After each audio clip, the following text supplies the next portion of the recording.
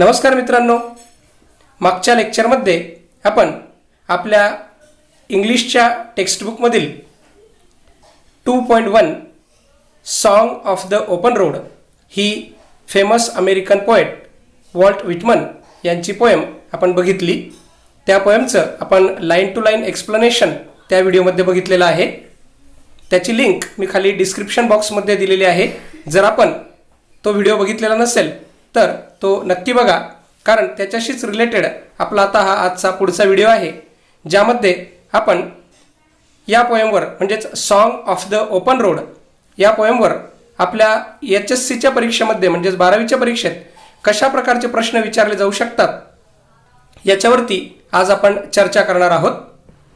तर types of the questions asked in board exam are या पोएमवरती म्हणजेच कुठल्याही पोएमवरती आपल्या टेक्स्टबुकमधल्या कोणत्याही पोएमवरती आपल्याला जो क्वेश्चन विचारला जाणार आहे तो क्वेश्चन असणार आहे 3A आणि 3B। म्हणजेच पोएम किंवा पोएट्री या सेक्शनचं वेटेज आपलं एकूण 14 मार्काचं आहे। त्यापैकी एका पोएमवरती आपल्याला एक सीन एक्स्ट्रॅक्ट दिलेला असेल, ज्यावरती आपल्याला 5 ॲक्टिव्हिटीज विचारल्या जातील व यासाठी आपल्याला 10 गुण असतील। तर ज्या पोएमवरती सीन एक्स्ट्रॅक्ट विचारलेला आहे त्याच्या व्यतिरिक्त टेक्स्टबुकमधल्या कुठल्याही इतर पोएमवरती आपल्याला 4 गुणांसाठी क्वेश्चन 3B मध्ये पोएटिक ॲप्रिसिएशन विचारलं जाऊ शकतं। तर कुठलीही पोएम अभ्यासताना आपल्याला या दोन्ही गोष्टींचा अभ्यास करायचा आहे, either seen extract from the poem or poetic appreciation.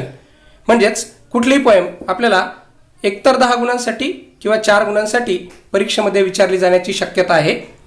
तर मग आपण song of the open road या पोएमवरती एक्सपेक्टेड क्वेश्चन्स कसे असतील हे आपण या व्हिडिओमध्ये बघणार आहोत।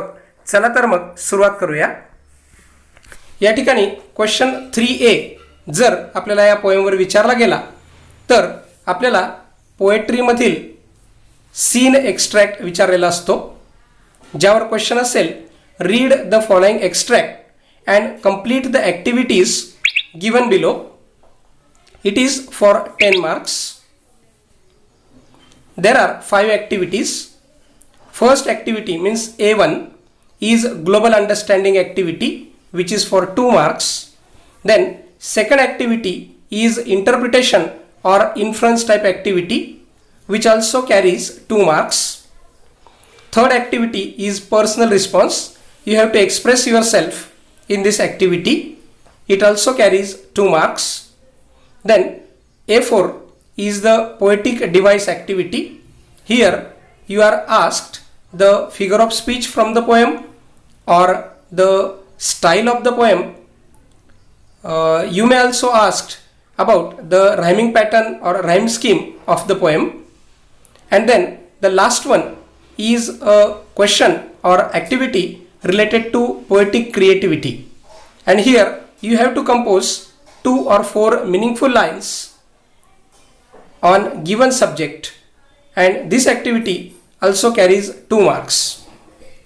तर अशा प्रकारे या 10 मार्कासाठीच्या 5 ॲक्टिव्हिटीज आपल्याला पोएमवर विचारल्या जातील। तर यातील प्रश्न किंवा कोणकोणत्या स्वरूपाचे प्रश्न या प्रत्येक ॲक्टिव्हिटीमध्ये आपल्याला विचारले जाऊ शकतात यावर आपण आता डिस्कस करणार आहोत।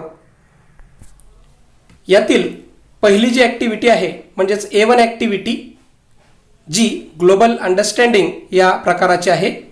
यामध्ये आपल्याला match the pairs, complete the sentences, complete the web, true or false किंवा कंप्लीट द टेबल या प्रकारच्या काही ॲक्टिव्हिटीज विचारल्या जाऊ शकतात। चला तर मग पोएममधून काही एक्झाम्पल्स आपण बघूयात। समजा या ठिकाणी अशी ॲक्टिव्हिटी विचारली जाऊ शकते, activities of the poet related to his journey on the road, divide them into 2 parts as activities the poet will practise and activities the poet will not practise. म्हणजे या ठिकाणी आपल्याला पोएममधून अशा 4 ॲक्टिव्हिटीज दिलेल्या आहेत की ज्या पोएट फॉलो करणार की करणार नाही, अशा 2 ग्रुप्समध्ये आपल्याला त्या डिव्हाइड करायच्या आहेत। म्हणजेच आपल्याला ही ॲक्टिव्हिटी कंप्लीट द टेबल या स्वरूपात विचारले जाऊ शकते.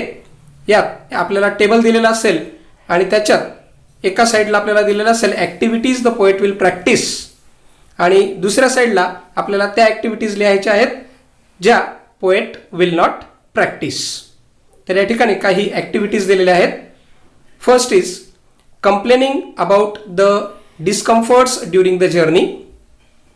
Second is carrying the fond memories of good people, praying for good fortune, and the last sentence is reflecting and developing his own self.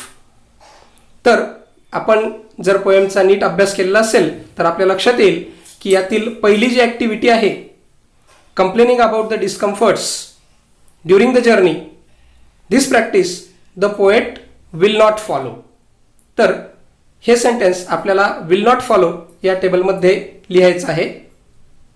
दुसरी ॲक्टिव्हिटी ही is carrying the fond memories, म्हणजेच पोएटने म्हटलेलं आहे की I am carrying here the old delicious burden, म्हणजेच ही practice ही ॲक्टिव्हिटी पोएट फॉलो करणार आहे. म्हणून ही activities the poet will practice या सेक्शनमध्ये या टेबलमध्ये आपल्याला लिहायची आहे. Praying for good fortune, this activity poet is not going to follow because he says that I do not wish good fortune, I myself am fortune. आणि last activity reflecting and developing his own self. तर स्वतःच्या शोधातच poet निघालेला आहे, त्यामुळे ही activities the poet will practice या टेबलमध्ये या सेक्शनमध्ये आपण लिहिणार आहोत. सेम ॲक्टिव्हिटी आपल्याला ट्रू ऑर फॉल्स या प्रकारात सुद्धा विचारली जाऊ शकते. म्हणजेच पोएममधील काही सेंटेन्सेस आपल्याला विचारले जातील आणि ते सेंटेन्सेस ट्रू आहेत की फॉल्स आहेत हे आपल्याला लिहायचं आहे. समजा हेच 4 वाक्य आपल्याला अशा प्रकारे विचारले जाऊ शकतात. Poet is praying for good fortune, definitely this statement is false. Poet is carrying the fond memories of good people with him, this statement is true because he is carrying the old delicious burden with him. Poet is postponing his journey, this is the false because he says that I will postpone no more. Last one is poet is complaining about the discomforts during the journey. Here we clearly understand that poet is not complaining about any discomfort, so this is also a false statement. अशा प्रकारे पोएमचा जर आपण deep अभ्यास केलेला असेल तर आपण ही जी पहिली ॲक्टिव्हिटी आहे म्हणजेच ग्लोबल अंडरस्टँडिंग ही अगदी सहजपणे सोडवू शकतो. या ठिकाणी काही मॅच द पेअर यासारख्या ॲक्टिव्हिटीज सुद्धा आपल्याला विचारल्या जाऊ शकतात. जसं एक एक्झाम्पल म्हणून आपण बघूया. Match the pairs of describing words with the object they describe. Here in A column there are the words in the poem and in B column there are some adjectives or describing words which are used with those objects. Here world, poet, road and burden, these are the objects from the poem, and on the other side we are given the adjectives or we may say the describing words from the poem. Here I have solved this activity. The adjectives or describing words used for world are healthy and free. Describing words used for poet or speaker are light hearted. For road it is long and brown, and for burden it is old and delicious. हीच match the pair ची activity आपल्याला global understanding या प्रकारात वेगळ्या पद्धतीने विचारली जाऊ शकते. जसे कंप्लीट द टेबल और कंप्लीट द वेब किंवा फाइंड आउट द ॲडजेक्टिव्स और find out the describing words for the given objects या प्रकारात देखील ही ॲक्टिव्हिटी आपल्याला A1 म्हणजेच ग्लोबल अंडरस्टँडिंगमध्ये विचारली जाऊ शकते.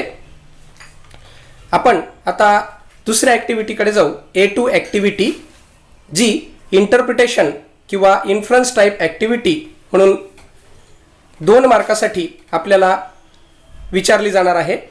चला तर मग यात कशा प्रश्न विचारले जातील हे आपण बघूयात. यात साधारणतः कंप्लीट द सेंटेन्स या प्रकारचा प्रश्न विचारला जाण्याची जास्त शक्यता आहे, ज्यात आपल्याला सेंटेन्स दिलेला असेल जे आपल्याला पोएममधून कंप्लीट करायचं आहे. जसं poet does not ask for good Fortune. तर हे सेंटेन्स कंप्लीट करताना आपण पुढे लिहू शकतो की because poet himself is a good fortune or he is not expect anybody to wish him good fortune. Second, poet swears that. इथे आपण लास्ट स्टांजामध्ये बघू शकतो की पोएट म्हणतो I swear it is impossible for me to get rid from them. मग आपण हे वाक्य कंप्लीट करताना poet swears that it is impossible for him to get rid from old memories or old delicious burdens. A2 या ॲक्टिव्हिटीमध्ये आपल्याला अजून काही वेगळ्या प्रकारचे प्रश्न विचारले जाऊ शकतात. जसे पिक out the 2 lines or 4 lines from the poem which shows the positive attitude of the poem. यामध्ये आपण पोएममधल्या अशा ओळी निवडायच्या आहेत ज्यामधून आपल्याला पोएटचा पॉझिटिव्ह ॲटिट्यूड दिसतो. तसेच pick out the 4 lines from the poem which shows the self confidence of the poet. यातून आपल्याला म्हणजे ज्या ओळींमधून आपल्याला पोएटचा सेल्फ कॉन्फिडन्स दिसतो त्या ओळी आपण कवितेतून निवडून या ठिकाणी लिहिणे आपल्याला अपेक्षित आहे. त्यानंतर A2 मध्ये असाही प्रश्न विचारला जाऊ शकतो की discuss how the concept of freedom expressed in the poem. तर फ्रीडम हे पोएमचं थीम कसं आहे हे आपण या ठिकाणी एक्सप्रेस करायचं आहे. त्यानंतर write down the traits of the poet exhibit through following lines. आपल्याला लाईन दिलेली असेल आणि त्या लाईनमधून कवीचा कॉन्फिडन्स दिसतो की त्याचं डिटर्मिनेशन दिसतं की त्याची विल पॉवर दिसते.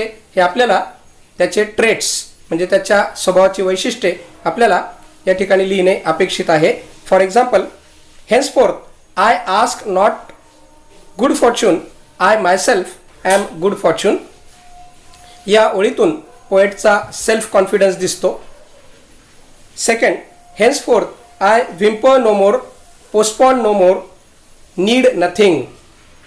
या ओळीतून कवीचं डिटर्मिनेशन दिसतं तसेच त्याची विल पॉवर देखील आपल्याला दिसते.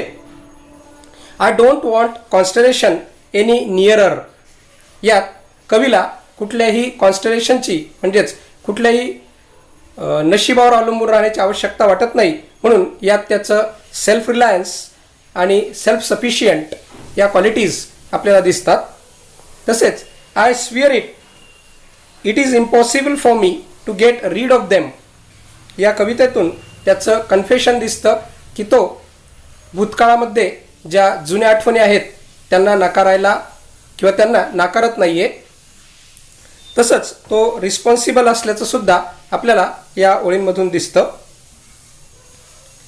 पुढची ॲक्टिव्हिटी म्हणजेच A3 ही पर्सनल रिस्पॉन्स ॲक्टिव्हिटी आहे.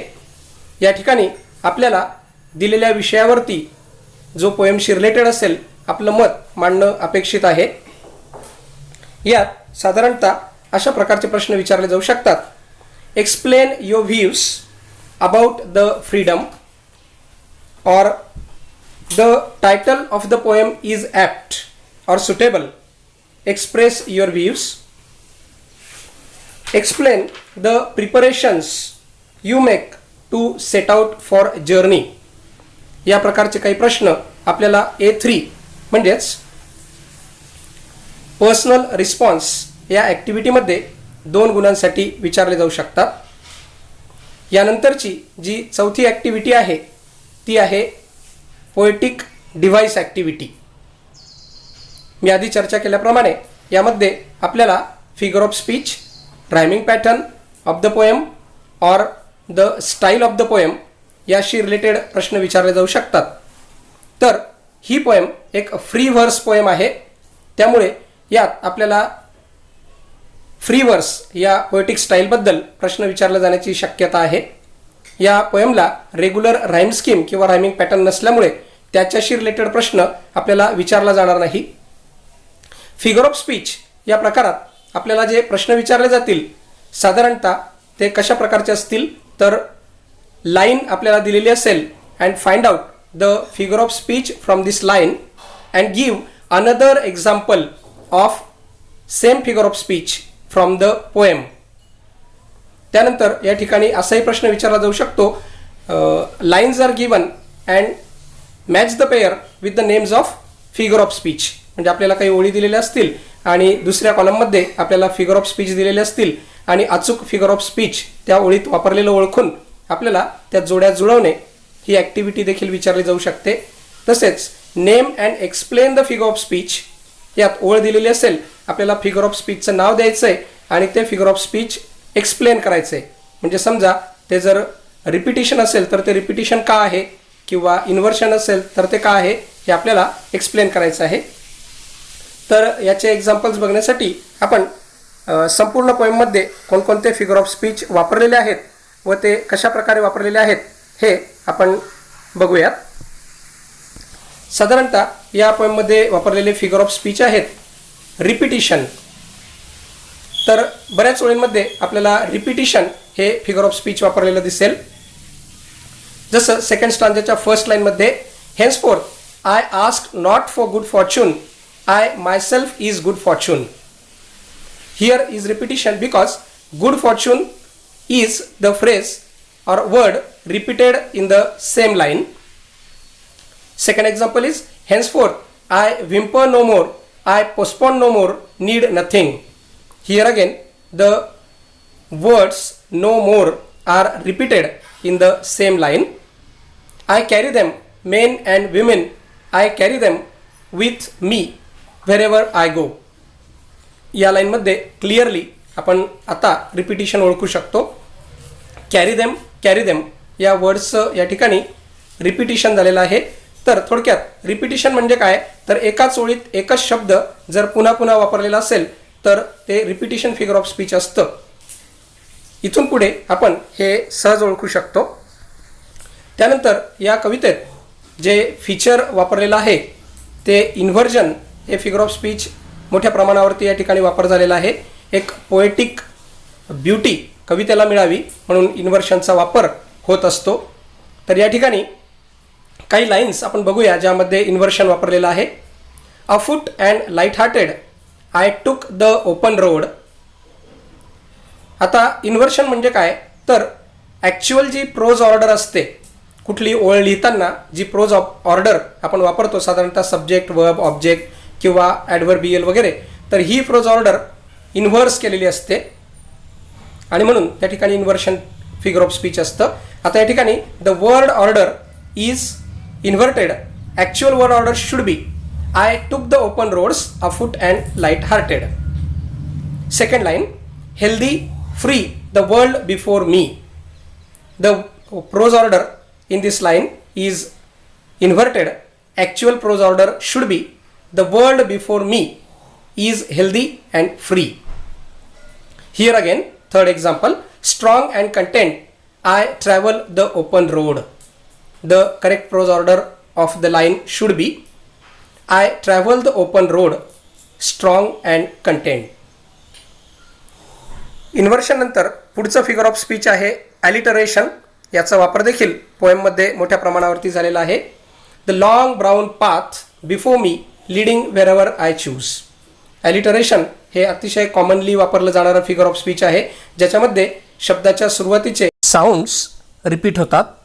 तर त्या ठिकाणी ॲलिटरेशन हे फिगर ऑफ स्पीच असते. मोस्टली रिपिटिशन व ॲलिटरेशनमध्ये हा फरक आहे की रिपिटिशनमध्ये वर्ड्स रिपीट होतात तर ॲलिटरेशनमध्ये साऊंड्स रिपीट होतात. जसं इथे थर्ड एक्झाम्पलमध्ये आपण बघू शकतो कॉर्नस क्रिटिसिझम. जरी एका शब्दाची सुरुवात क्यूने आणि दुसऱ्याची सीने झालेली आहे, परंतु या ठिकाणी क हा साऊंड रिपीट होतो, म्हणून या ठिकाणी ॲलिटरेशन फिगर ऑफ स्पीच आहे. पहिल्यामध्ये long brown path before me leading wherever I choose, ल आणि ब हे दोन साऊंड या ठिकाणी रिपीट झालेले आपल्याला दिसतात. हेन्सफोर्थ आय व्हिम्पर नो मो, पोस्टपोन नो मो, नीड नथिंग. लाईन ऐकल्याबरोबरच आपल्या लक्षात येईल की न साऊंड या ठिकाणी पुन्हा पुन्हा रिपीट झालेला आहे, म्हणून हे ॲलिटरेशनचं एक्झाम्पल आहे. आपल्याला जर एक एक्झाम्पल ॲलिटरेशनचं दिलेलं असेल तर दुसरं एक्झाम्पल आपल्याला पोएममधून शोधून लिहिण्यासाठी देखील या ॲक्टिव्हिटीमध्ये विचारलं जाऊ शकतं. अजून काही फिगर ऑफ स्पीच या पोएममधले आपण बघूयात. पॅराडॉक्स.